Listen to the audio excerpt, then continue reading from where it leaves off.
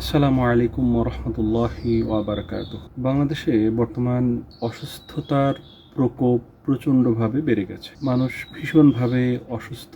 আমাদের পাবনাতে প্রায় প্রতিটা বাড়িতেই জ্বর, ঠান্ডা, এমনকি পাতলা পায়খানা সহ রীতিমতো এক কঠিন অবস্থা চলতেছে। এটা আসলে মহামারী পর্যায়ে না, কিন্তু যদি আপনি গভীরভাবে বিশ্লেষণ করেন, মহামারীর থেকে আসলে কোনো অংশে কমও না। প্রতিটা বাড়ি, আমাদের বাড়িতে আমরা 8 জন মানুষ, 8 সদস্যের একটি পরিবার।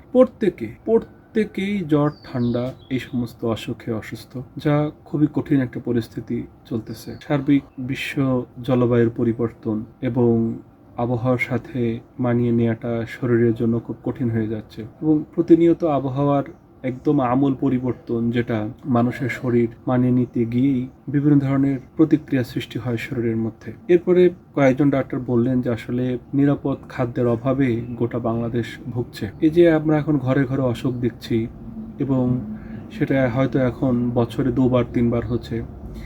সামনের সময়টা এতটাই কঠিন হতে যাচ্ছে যে দেখা যাবে যে অধিকাংশ মানুষই সবসময় অসুস্থ থেকে যাচ্ছে। হাসপাতালগুলো এবং অন্য প্রতিষ্ঠানগুলো এই চিকিৎসা সেবা দিতে দিতে হিমশিম খেয়ে যাবে। তো নিরাপদ খাদ্যের আন্দোলন এটা বাংলাদেশে সম্ভব কিনা সেটা বলা কঠিন। এর দায়িত্ব আসলে সরকারের হয়ে থাকে। এখন যেভাবে পেস্টিসাইড, কীটনাশক ব্যবহার করা হয়, তা বাংলাদেশের মানুষকে একেবারেই দুর্বল করে ফেলতেছে।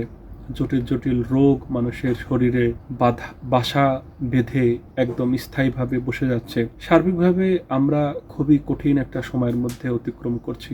এই কিভাবে আগামীর যে একটা মহামারী আসছে, যে সামান্য অসুখের সাথে লড়াই করার জন্য মানুষের শরীর আর পেরে উঠবে না, এমন একটা সময় খুব দ্রুতই বাংলাদেশে আসতে যাচ্ছে। আমি আজ প্রায় 1 সপ্তাহের উপরে অসুস্থ এবং কঠিনভাবে এই আক্রান্ত অসুখে, যা আসলে বলে বোঝানো যাবে না। আর হচ্ছে পরিবারের 2-3টা লোক অসুস্থ আর বাদ বাকিরা তাদের সেবা করলো, একটা ভাব, একটা সিস্টেম। কিন্তু একটা পরিবারে যখন পরিবারের সকল সদস্য অসুস্থ হয়ে পড়ে, আসলে এইটার মতো খারাপ আর কি হতে পারে। আপনার জন্য দোয়া করি, আপনি ভালো থাকুন, আপনার জায়গা থেকে সুস্থ থাকুন। আসসালামু আলাইকুম ওয়া রাহমাতুল্লাহি ওয়া বারাকাতুহু।